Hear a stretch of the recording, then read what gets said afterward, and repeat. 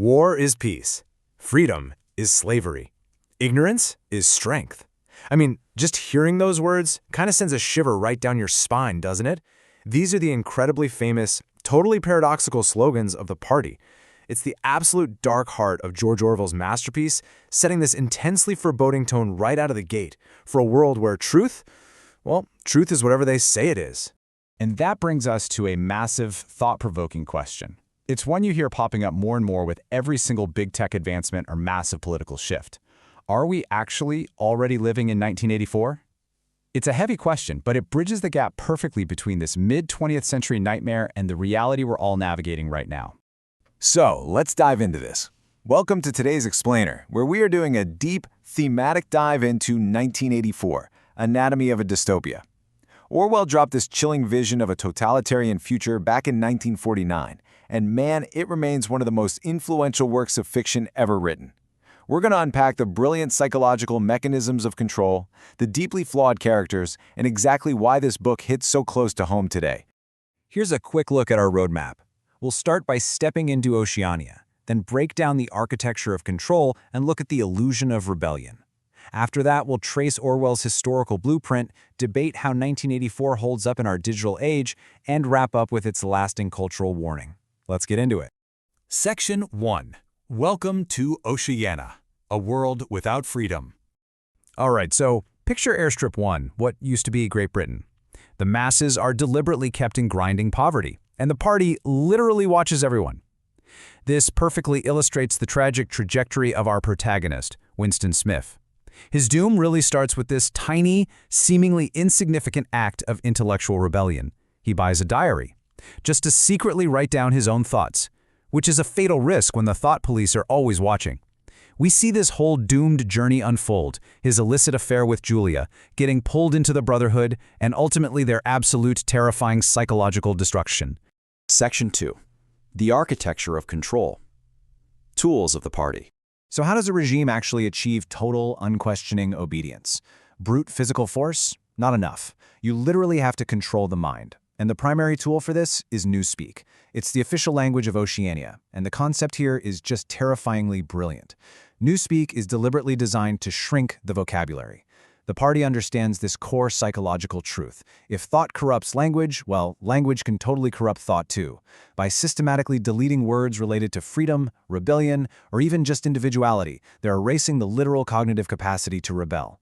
Think about it. You can't organize a revolution if you don't even have the words to conceptualize it in your own head. And then we have doublethink. This is the psychological glue holding the whole regime together. Doublethink is the ability to hold two completely contradictory beliefs in your mind at the exact same time and actually accept both of them as true. It's how people can look around at their crumbling, starving city and simultaneously cheer for the party's latest statistics claiming record economic growth.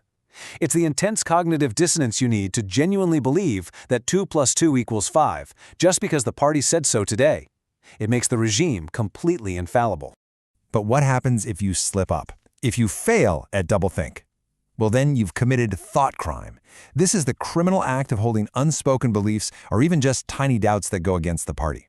Now, there are 0 written laws in Oceania, but make no mistake, the thought police will catch you, and thinking disloyally is punishable by death. Actually, scratch that, it's way worse than death. It's vaporization. You are entirely erased from all historical records. You become what they call an unperson, like you never even existed. Now, what's really fascinating here is Orwell's use of deep, dark irony right in the structure of the government. Take the Ministry of Truth, which is where Winston actually works. It doesn't protect the truth at all. It churns out propaganda and literally rewrites history to match whatever the party's current narrative is. Then you've got the Ministry of Love, which is basically headquarters for torture and brainwashing. The Ministry of Peace, they manage a state of perpetual, never-ending war. And the Ministry of Plenty is in charge of rationing and managing starvation. The names themselves are an absolute masterclass in doublethink. Moving on to Section 3, the illusion of rebellion. Characters in the crucible. So, under all this crushing, inescapable architectural pressure, how does the human spirit actually respond? Let's look at our two main rebels because they're so different. On one side, we have Winston. His rebellion is super intellectual. He's completely obsessed with finding objective truth, recovering the real past, and figuring out the why behind the party's actions. But he's also dripping with fatalism. From the second he opens that diary, he basically considers himself a dead man walking. In stark contrast, you've got Julia. Her rebellion is entirely physical and incredibly pragmatic. Publicly, she plays the perfect, zealous party member. She even wears the anti-sex league sash. But privately, she constantly breaks the rules just for her own pleasure. She couldn't care less about abstract historical truths or starting a political revolution. She just wants to carve out her own tiny secret slice of freedom right now in the present. And on the oppressor side, we see another brilliant contrast. First, there's O'Brien. He's an inter-party official, and he represents the brutal, calculating, physical reality of systemic power. He's wildly intelligent, he understands Winston's mind perfectly, and he's the one who orchestrates his agonizing breakdown in Room 101. O'Brien straight up tells Winston that the party wants power just for the sake of power, a boot stamping on a human face forever. But then, contrasting O'Brien's physical reality is Big Brother. Big Brother is the pure symbol of power. He's omnipresent on every telescreen and poster. This manufactured godlike figurehead with the heavy mustache. We don't even know if he's a real breathing person. He's just perfectly designed to act as a focal point, instilling absolute terror and fanatical devotion all at once. Section 4. Orwell's Historical Blueprint, 1948 to 1984. So, where did Orwell even get these terrifying concepts? Well, it's absolutely crucial to remember he wasn't just pulling this out of thin air. He was extending the very real, very dark trends of his own time. He wrote the book in 1948, which is why he just flipped the last two numbers to get 1984. He was drawing heavily on the atrocities he'd just witnessed in Stalinist Russia and Nazi Germany. For instance, the whole idea of 3 global superstates, that was directly inspired by the 1943 Tehran Conference, where Allied leaders sat around discussing global spheres of influence. Even the crumbling, bomb-cratered streets of Airstrip 1 were just a reflection of London's post-World War II austerity and rationing.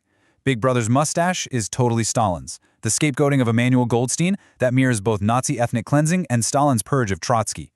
Orwell was practically shouting a desperate warning based on the horrors the world had literally just lived through.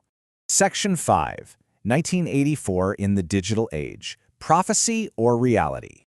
All right, this brings us to the big debate. Is 1984 a prophecy that's already come true, or just a stark reality we have to constantly manage? The most common comparison you hear today is between Orwell's telescreens and our smartphones. But let's look at this objectively, because there's a massive difference. In Oceania, telescreens were forced on the citizens. It was inescapable. Overt state monitoring blasting a one-way stream of propaganda. Contrast that with our phones and social media. We actually pay to carry these devices around in our pockets. The surveillance today is so subtle. It's driven by convenience, where algorithms predict what we want and we willingly participate in our own self-surveillance and data sharing. But still, the parallels are pretty wild, aren't they? I mean, we live in a world absolutely blanketed by CCTV cameras. AI facial recognition is advancing at lightning speed. You've got massive corporate and state data mining happening every single second, essentially creating this electronic self that tracks everywhere we go, everything we buy, and everyone we talk to. And sure, we might not have a literal ministry of truth, but we are absolutely grappling with algorithmic reality control and echo chambers that manipulate facts and spread misinformation like wildfire.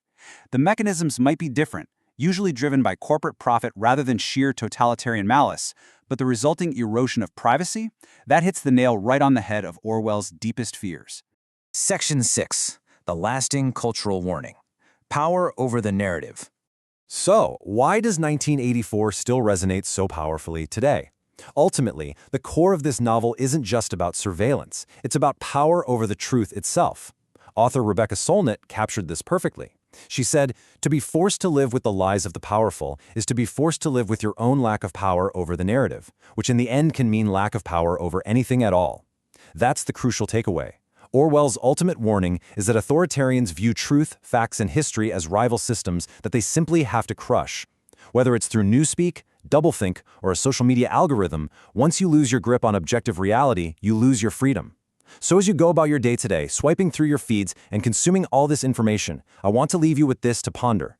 In our digital world, who is actually controlling your narrative? And are you fighting to hold on to your own objective truth? Thanks for joining me on this deep dive into 1984. Keep questioning, keep reading, and I'll see you in the next explainer.